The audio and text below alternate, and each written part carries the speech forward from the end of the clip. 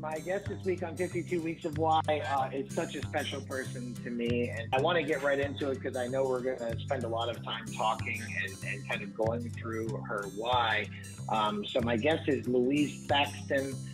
Louise is a fellow employee of Fairway Independent Mortgage. And we met, I think, going on 8 years ago now at an event that is signature to her as a person and her desire to serve. And we'll talk a little bit about that event as we go through.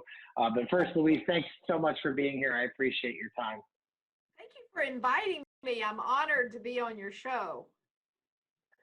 So Louise, just a little bit about her, and I know we always discuss family, so I want to share that first. Louise has been married for 37 years, has 5 daughters, which I can only imagine. I had my 2 daughters. We went for number 3, and we're like, it's going to be another girl, and we got our boy. But I can't imagine the sisterly love among the 5 daughters as they grew up. Yeah.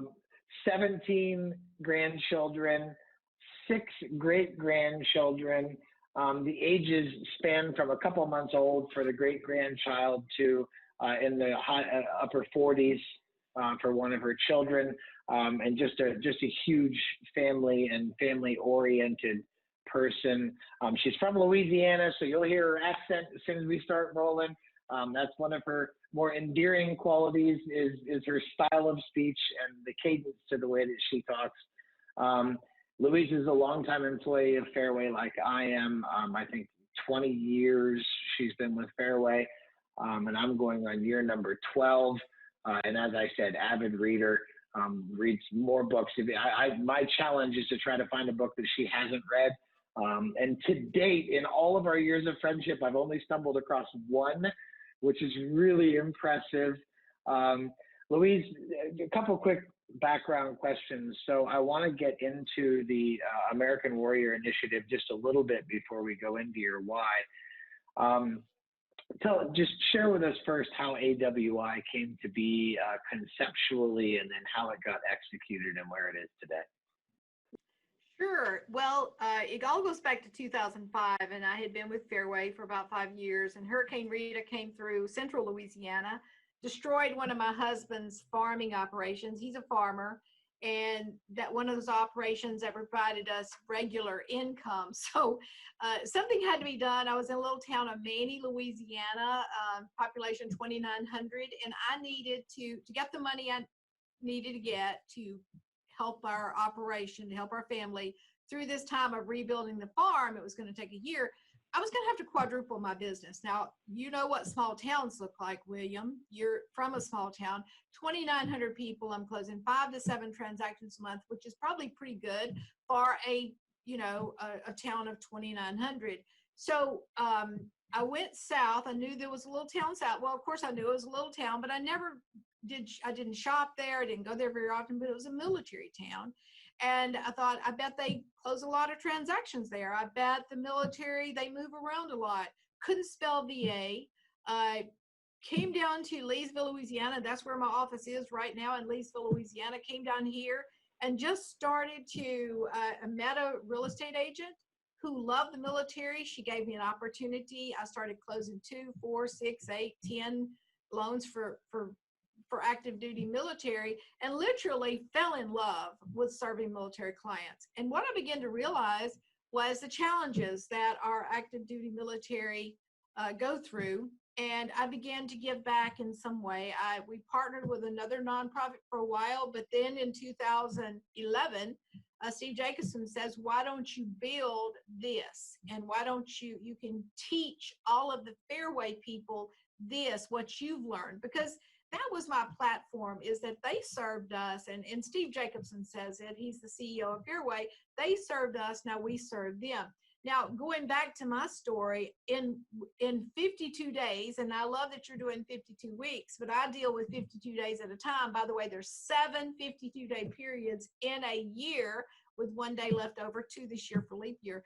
But what I did is I doubled my production within 52 days, and then I doubled it again in the next 52 days. So quadrupled my production. I wanted to give back. And then Steve Jacobson says, build the nonprofit. We started to build it. And then we created this platform where we would go into local branches and teach local real estate agents continuing education. And I say we trick them into getting in the room, because when they get in there, we hope it's more than CE, because I want to share with them the challenges that face our military when they come home from war.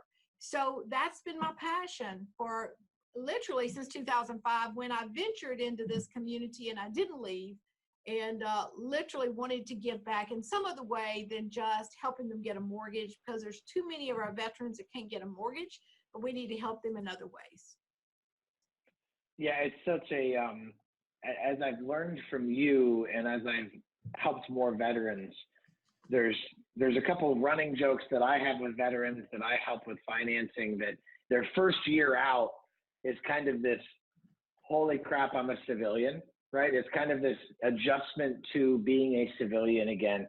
And then year two usually transitions into this, what am I doing with my life? Because so many of them get jobs in the civilian workforce where they don't have the same work ethic and attitude towards work and life mission with their work that they had in the service. And so many of them are wondering what they're doing with their life on year two. And then by year three, they're starting to settle back into civilian life and relationships and friendships and rekindling the person that they were and are now that they have been separated from the service. And you don't realize the challenges that they face after separation until you have at least a few conversations with a few veterans and hear the struggles that they have. And these are people who are capable and did not suffer a disability as a result of their service. And so tell me, with AWI, the American Warrior Initiative, you have facilitated helping disabled veterans receive, go into a little bit of detail about what you're offering and how you're helping those veterans. So just bouncing off what you just said, William, what I say is they're going through an identity crisis when they come home. Many of them left the military unwillingly. I have talked to too many that would have served for life. That was their calling. That's what they felt called to do. But because of an injury, they were discharged. And suddenly they are no longer a part of this tribe, Army, Navy, Marine, Air Force, Coast Guard. They have become injured, no fault of their own. And so it is finding themselves again. And that's what we do with the American Warrior Initiative. We say, find the need, fill the need. I would say it's helped them as they're going through this identity crisis to help them find their new why, their new purpose.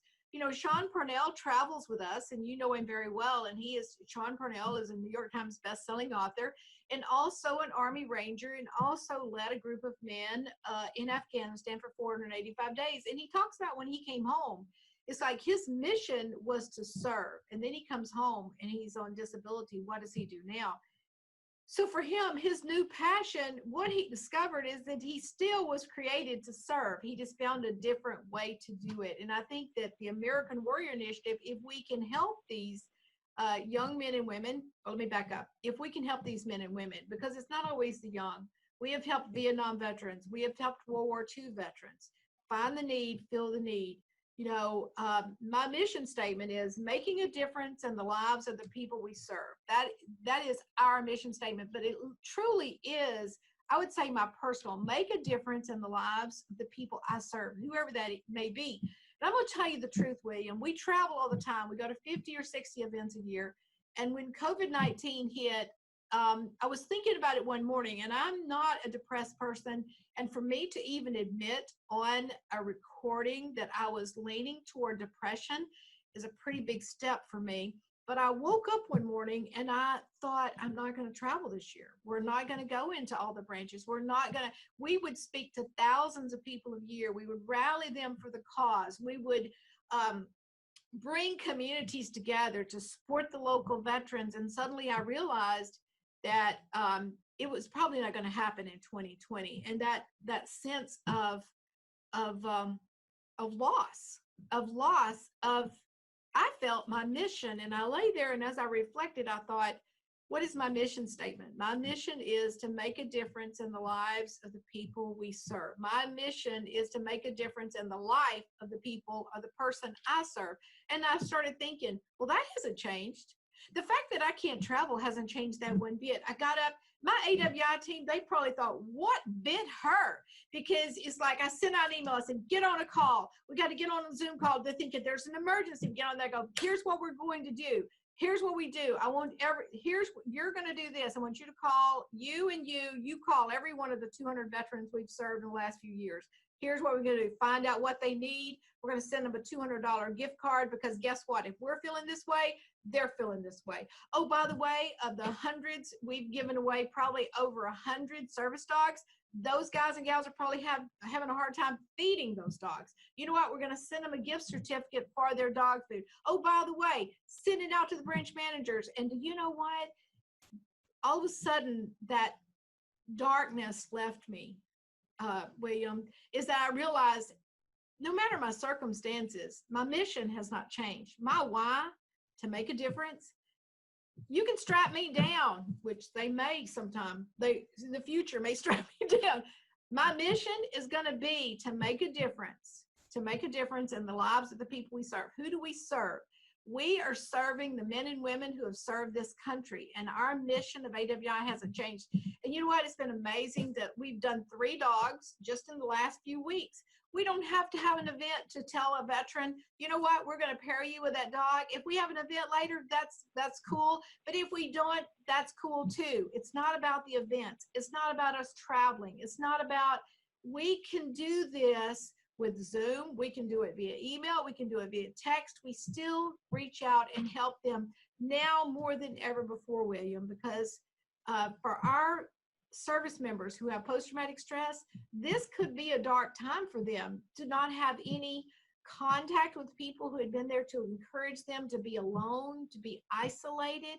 So all the more that my team is reaching out to the ones that we know and saying, we're here for you, what can we do? So you hit on your why, and I want to make sure I say it right. Is it just simply to make a difference? Is that the summary, or is there more to it than just to make a difference? Make a difference.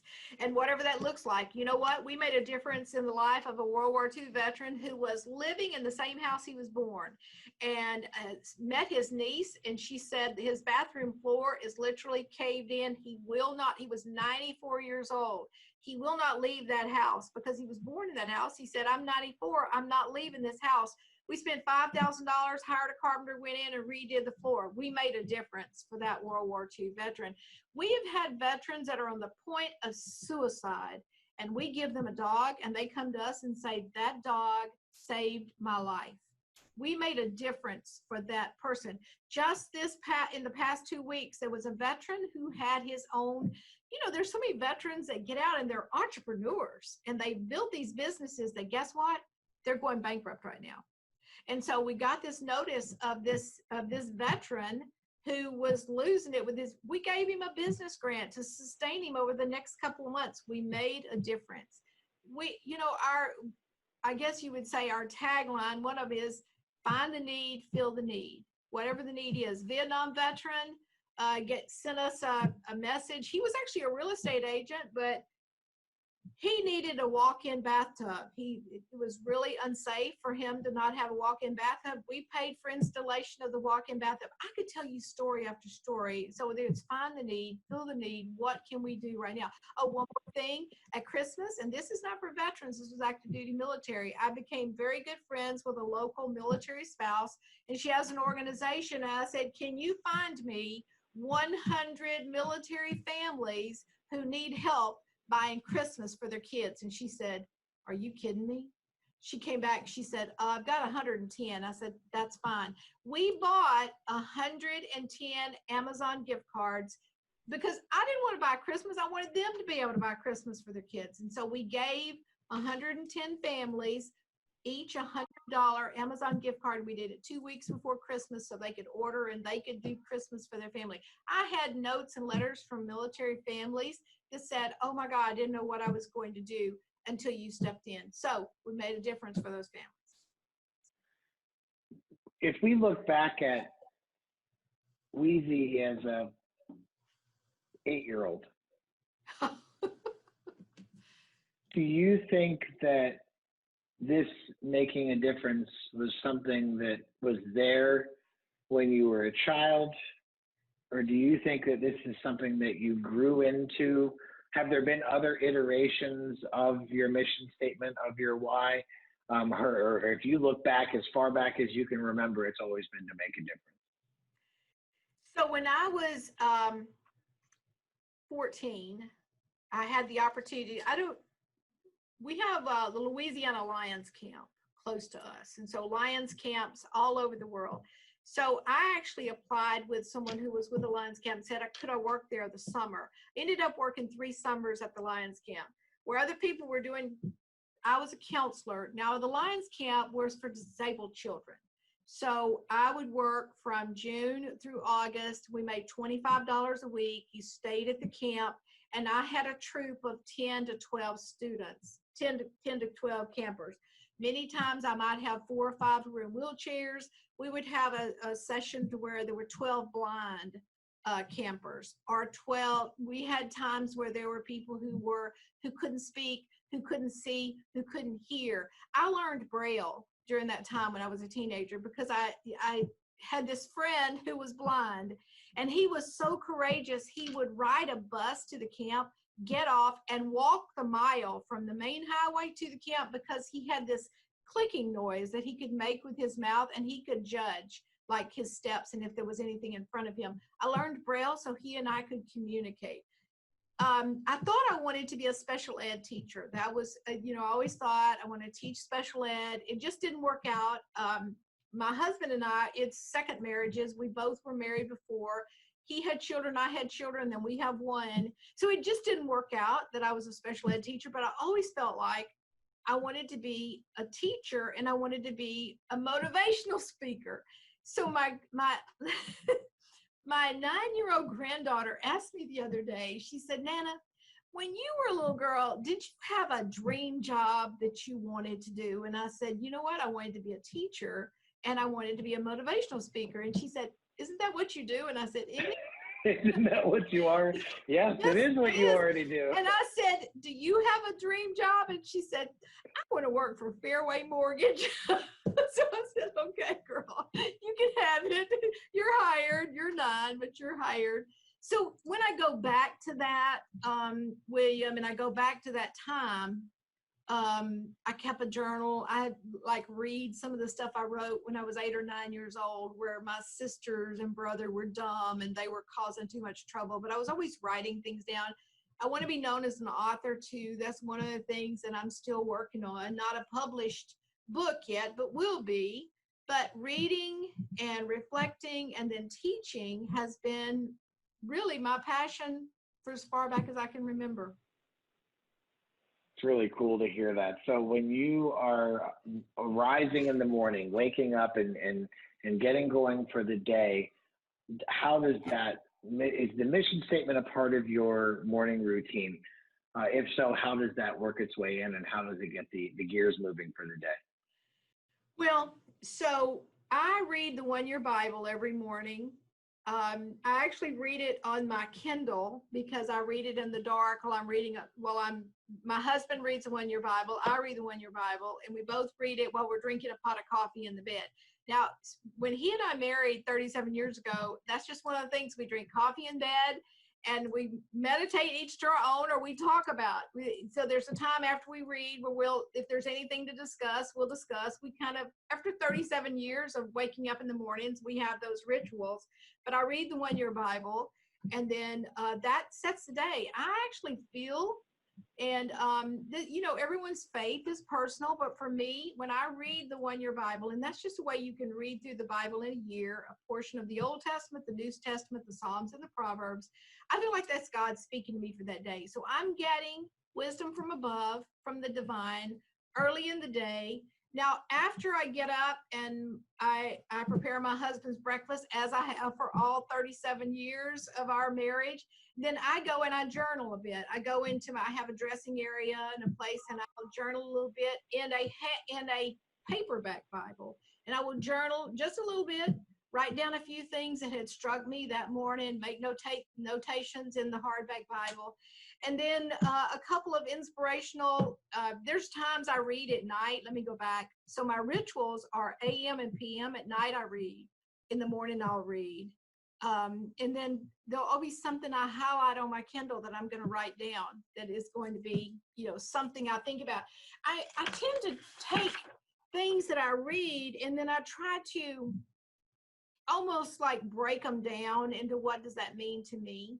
The daily start this week, I actually printed it out. I had sent the quote to Sarah and I go, but the last part of the quote was better than the first part. It may be that when we no longer know what to do, we have come to our real work.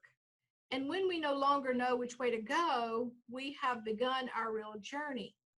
And that was daily start. But the next sentence was, the mind that is not baffled is not employed. The impeded stream is the one that sings. And that for me was, the mind that is not baffled is not employed. I don't have to have it all figured out. It's like, this is a challenge for the day. We get to wanting easy when really we should be stretching and moving and trying new things and reading books. I like to read books about stuff that, I know you do too, William, things I don't understand. And I'll read a book about it. And then I'll read another book about it. And I'll try to understand the part that I don't understand. The mind that is not baffled is not employed. I want my mind employed. No, I love that. I think that so many people that have a powerful mission statement, a powerful why, there is a part of their routine that solidifies that why.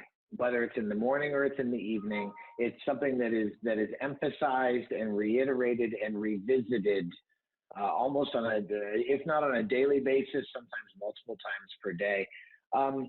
So when you are working through that being a difference, making a difference, is there a point when you feel like you will have accomplished that why? Or do you feel that is something that is, there will never be a day when you say, I did it, that it's just something that will continue forever? I actually think it's a journey. I think it's a journey. I don't think there's a destination. There can never be a point where, well, you know what? We have helped every veteran. We have helped every service member. I've helped all my grandchildren. I've helped my husband. I've helped my pastor. I've helped my friends. I think we just do what we can do for that day, and that we can lay our head on the pillow at night and think this was a good day. It doesn't have to be a check and it's done. It's just it's a journey. It's a journey, and that's what giving back is. It's a journey. There's never a point, well, I've done all I can do today. I've done all I can do for my life. No, it's a journey. Yeah, I think that there's a quote that's something along the lines of, is the future isn't somewhere we're going, it's something that we're creating, right? And every day we make an effort to create that future and make it into the things that we want or don't want on both sides. Any final thoughts before we wrap up? Just that what you just said is that wherever people are wanting to go, they have to change their physical mind to discipline themselves to go there. So, a lot of times people will hear a podcast or listen to it and think, yeah, but I could not do that. You can do whatever you have set your mind to do. And there's a calling out there that is calling you, and it shouldn't be your work, it should be your calling. And that is the work that you need to fulfill for the world, for the universe.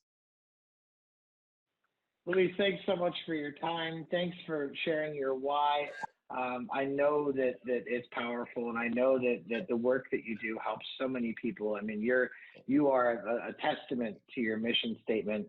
AWI is a testament to that. The way that you serve within your community and within your circle of friends and with your family every day that I've interacted with you, There was no question in my mind what your why was going to be long before you articulated it, because you exemplify it in all of your actions.